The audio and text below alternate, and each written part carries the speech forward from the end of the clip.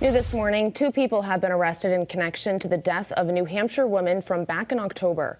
Investigators believe 31-year-old Justina Steffi of Keene died on October 13th from a drug overdose.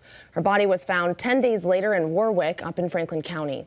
42-year-old Andrea Martin is accused of selling drugs containing fentanyl to Steffi, then moving Steffi's body across state lines.